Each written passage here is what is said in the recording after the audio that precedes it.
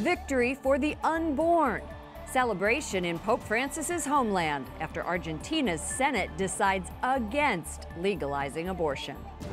Challenges to faith. What U.S. Attorney General Jeff Sessions is saying about religious freedom. Space Force. The vice president explains why the White House might be adding another branch of the military. And a proper send-off. How a member of the Knights of Columbus performs corporal works of mercy. On EWTN News Nightly for Thursday, August 9th, 2018.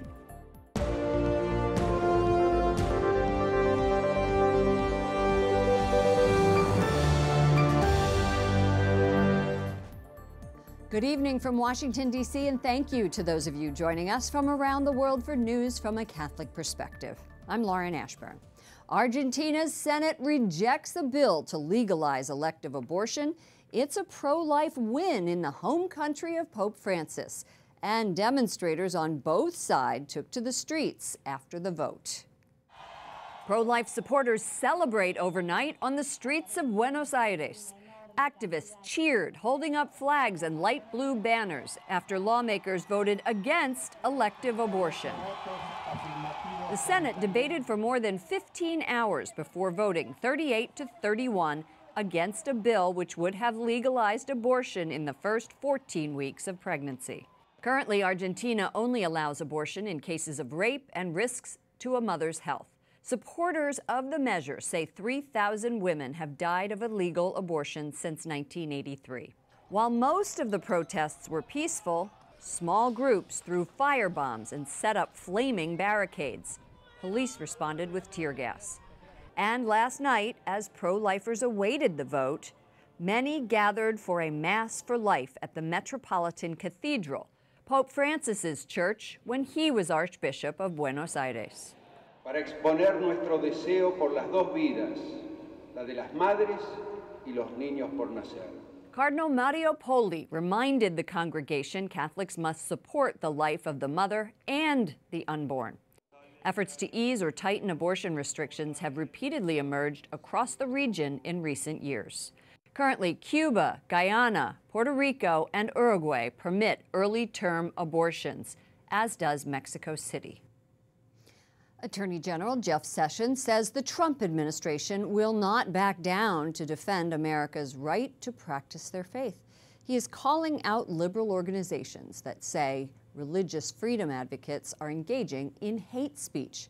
Correspondent Wyatt Goolsbee reports from the Justice Department. Good evening, Wyatt.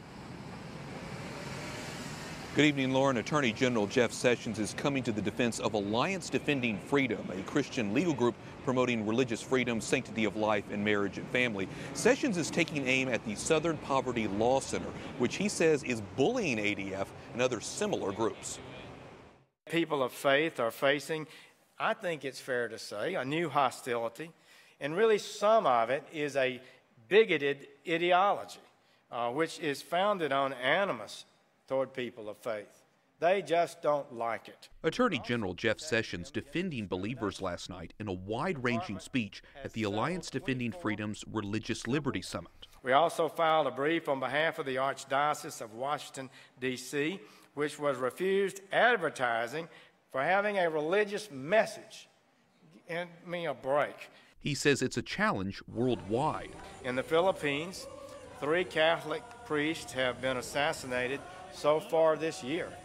In June, a priest was shot to death at the altar right in front of his congregation. Sessions praised ADF's success at the Supreme Court in the case of a wedding cake baker, Jack Phillips.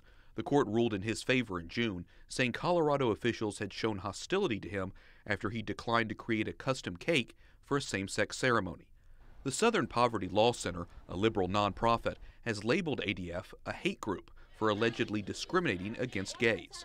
Sessions says that's not true. So you and I may not agree on everything, but I wanted to come back here tonight partially because I wanted to say this: you are not a hate group.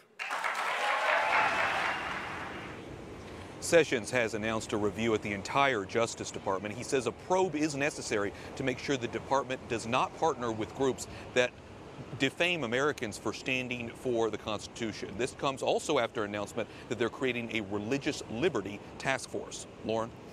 Attorney General Sessions is getting a lot of pushback. What is his critics saying? Well, Lauren, the Southern Poverty Law Center issued a statement saying it's inappropriate for the country's top law enforcement officer to send his support, or lend his support rather, to ADF and other similar groups. They contend ADF supporters are doing everything they can to deny equal protection under the laws for members of the gay community. Lauren? Correspondent Wyatt Goolsby reporting from the Justice Department. Thank you, Wyatt. Vice President Mike Pence today lays out President Trump's plan for a Space Force. It would become the 6th branch of the military. The Department of Defense is fielding a new generation of jam-resistant GPS and communication satellites, and new missile warning satellites that are smaller, tougher, and more maneuverable than ever before. Pence says America's enemies have created weapons threatening U.S. satellites, which would make them vulnerable during a crisis. The administration wants to invest in new technology and establish a group of engineers, scientists, and intelligence experts who can develop new tactics to win a war in space.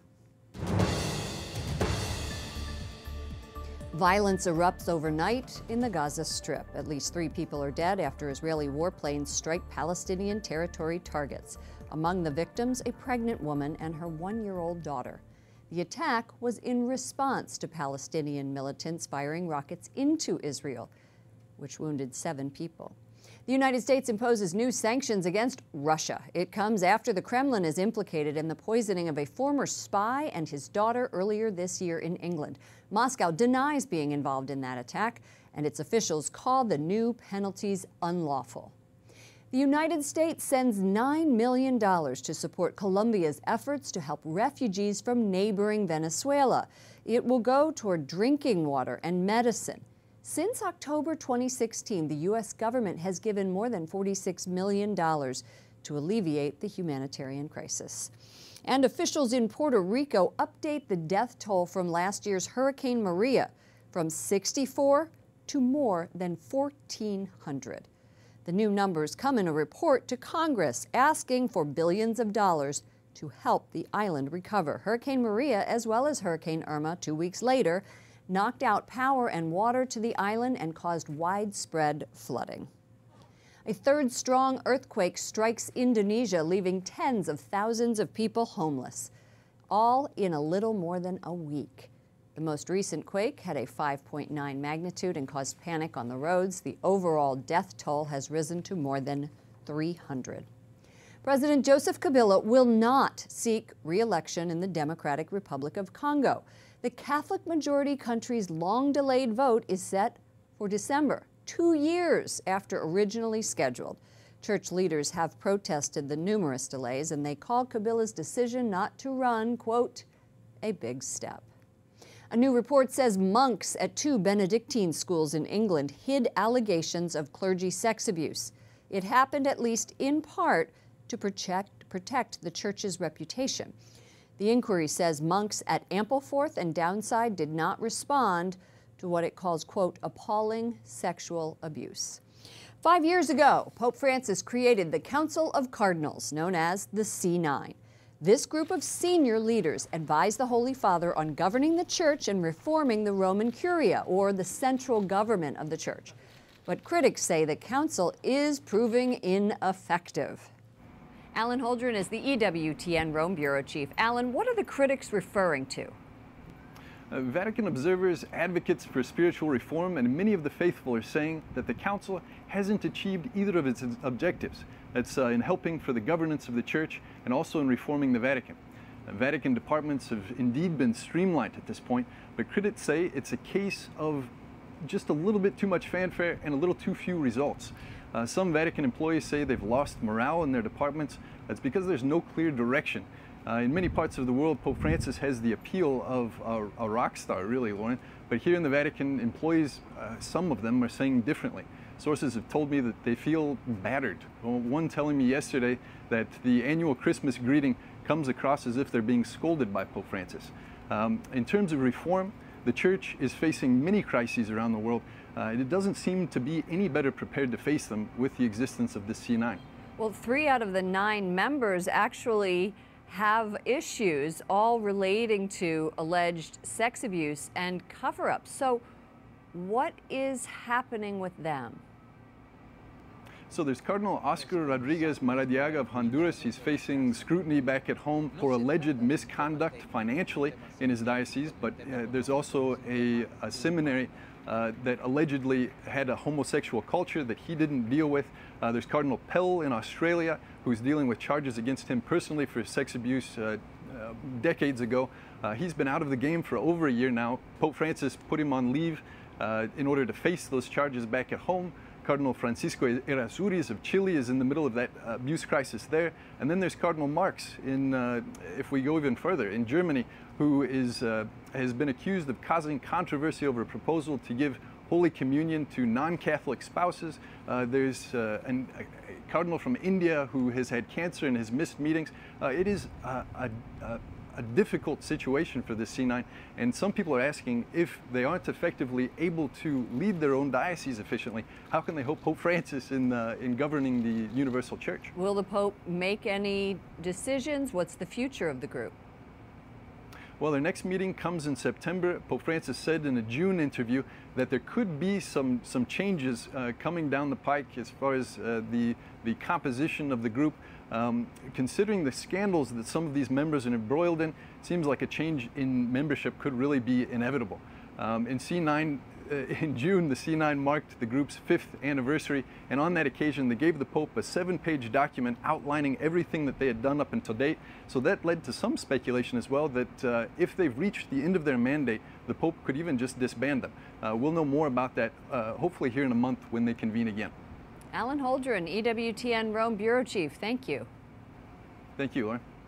Coming up, young Catholics explain what they want from the Church in its investigation of Archbishop Theodore McCarrick and what they will be doing. Plus, a pro-life advocate exposes a government contract that is using babies killed by abortion for research.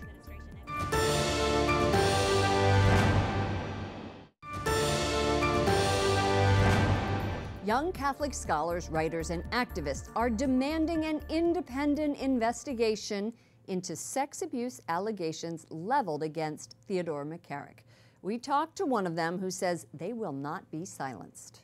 We need to clean up the church, and they've been sort of, it seems to me they've been sort of managing a crisis, managing a decline, paying lip service to a lot of things, but not actually doing anything, not actually really taking true sort of manful responsibility for what they've known, when they've known it, and fraternally correcting each other as well. Bronwyn McShay, a visiting scholar at Princeton University, is one of 43 people who signed the letter to church leaders. The group is also promising to do their part as lay people to purify the church and root out sin. The Food and Drug Administration signs a new contract with a California-based company to use aborted baby body parts for medical research. The company, Advanced Bioscience Resources, or ABR, is mentioned in a series of undercover videos allegedly showing Planned Parenthood profiting from the sale of fetal tissue. Joining me now via Skype from San Francisco is Lila Rose, founder and president of Live Action, a national pro-life organization dedicated to ending abortion. Lila, welcome back to the program. Thanks, Lauren. What is the FDA doing with these baby body parts, and why is the U.S. government doing business with a company that is under investigation for colluding with Planned Parenthood? We are asking the exact same question, Lauren. I mean, it's incomprehensible that a group that is literally buying baby body parts from Planned Parenthood, harvesting the parts of babies 18 to 22 weeks old, their limbs, their arms, their internal organs, and now the FDA has renewed a contract. So this is a contract that had been going on for years, and now under the Trump administration, the FDA has renewed the contract with the same group that is purchasing baby body parts from Planned Parenthood, all in the name of medical research, but that's a sham. Ultimately, using the aborted body parts of children is never acceptable, just like it would never be acceptable to use the parts of any human being that was murdered or the victim of any kind of human rights abuse. And that's why this is such a horrific action that the FDA has taken. Is it surprising to you that this is happening under the Trump administration? We're very alarmed that it is, especially with the Trump administration's professed commitment to pro-life policies and some of the good things that they have done for the pro-life movement. So we're raising the alarm. I mean, sometimes you have bureaucrats that are in place from past administrations that haven't been ousted yet, and we hope that that's the case here and that they just need to resolve this quickly so that the FDA is not doing business, is not in the business of spending taxpayer dollars on aborted baby body parts. What do you say to people, though, who argue that this research is beneficial in making scientific advancements to treat cancer and HIV? I think that that is an excuse to try to justify a very heinous and immoral act. It's one thing to donate the body of a deceased loved one who died of natural causes. It's another thing to create a demand for abortion and the body parts of aborted children who are killed without any reason for them to be killed. I mean, this is an unnatural ending and violent ending of their lives. So I think there's a huge distinction. And also, Lauren, the law has a distinction. There are federal laws against the selling of baby body parts, aborted baby body parts. So this is also against federal law to sell or to purchase these parts. I just want to go back to something we were talking about earlier in the show about this young Catholic's letter to the church. You signed this open letter to church leaders. In the midst of this abuse scandal, you have said something interesting, that Planned Parenthood engages in the cover-up of sex abuse. Tell us what you learned. Sure. Well, Planned Parenthood, because they're this pro-abortion corporation committing all of these abortions, a lot of sexual predators use abortion to cover up the crimes against the young girls that they often molest. And this has been documented time and time again by live action research and the court cases of young girls who've sued Planned Parenthood for the abuse cover-up that they endured. Planned Parenthood is a mandated reporter for sexual abuse. So this is just another aspect of the horrors that happen in the abortion industry in America, and it's something that Live Action has been exposing for years. We recently released a report, Aiding Abusers, that showed it happening over a 10-year time span and the many cases of documented abuse in the abortion industry. Lila Rose, founder and president of Live Action, thank you for joining us. Thanks for having me, Lauren. Tonight on EWTN Pro-Life Weekly, an actress turned politician says she didn't get pushback for being pro-life in Hollywood until she decided to run for office. Surprisingly, my views in Hollywood really weren't that different. I have a lot of friends that are liberal but feel the same way I do. I find that we tend to agree on more than we disagree. Kimberlin Brown-Pelzer is running as a Republican for California's 36th Congressional District. You can watch Catherine Hadrow's interview of her tonight at 10 p.m. Eastern on EWTN. Up next, the leader of a Catholic women's group explains why hobbies are important for young adults and how a member of the Knights of Columbus is performing an important but often forgotten corporal work of mercy.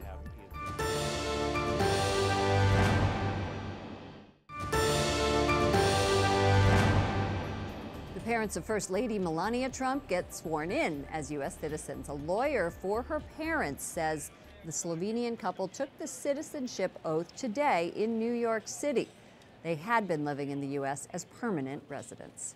An article by a radio talk show host, Dennis Prager, laments that young children and young people, adolescents, are no longer interested in hobbies. He writes on the website creators.com, quote, "Technology excessive homework and the demise of God, religion, and love of country have all left a generation bereft of passions beyond amusement and getting good grades." Prager asks parents to help their children find a hobby or a passion.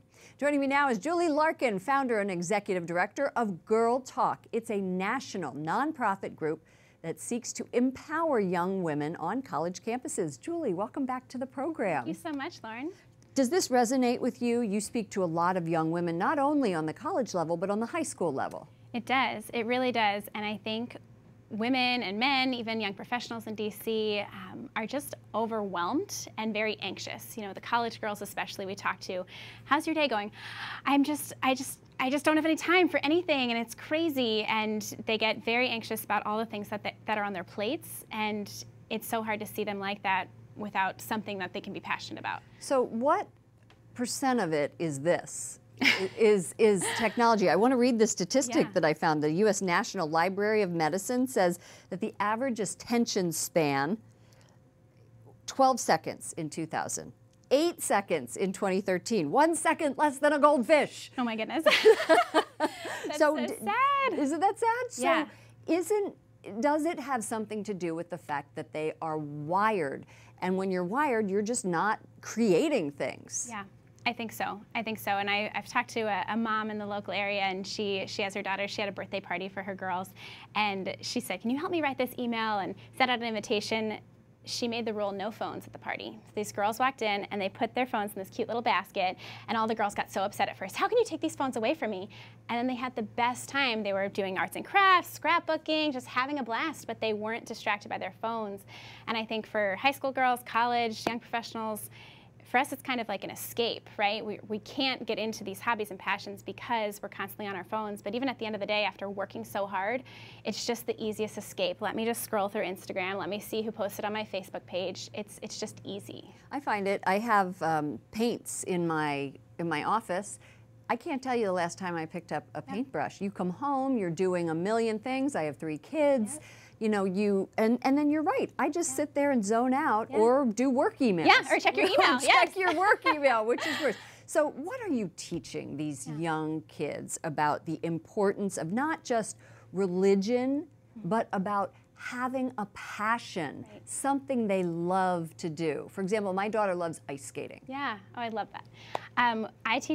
We teach them to find your passion. Really, don't just go with the status quo. Don't just roll along aimlessly in life. Find something you're really good at. What are your gifts and what are your talents, and how can you work on them and make them even better? So we really encourage the girls to find something that they love.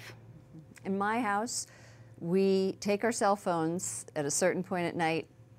All right, they take their cell phones at a certain point at night, and they put them, you know, there, and they don't touch them until the morning. Wow. Yeah. That's incredible. I All guess your I have to children are throw able to do mine that? in there. Well, my one's going to college, so I think that forget it. He's going to be plugged in 24/7.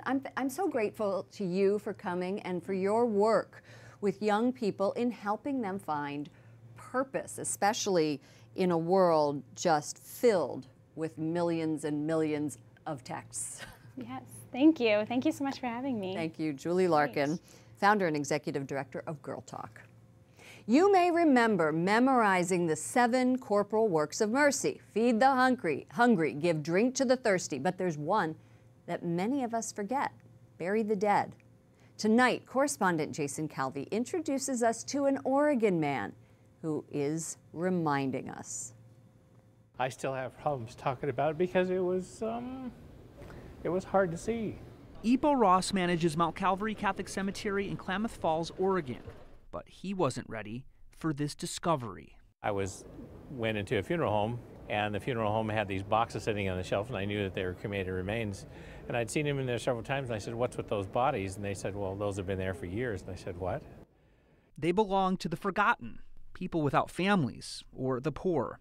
Ipo made it his mission to give them a proper burial. He asked for help from his fellow Knights of Columbus.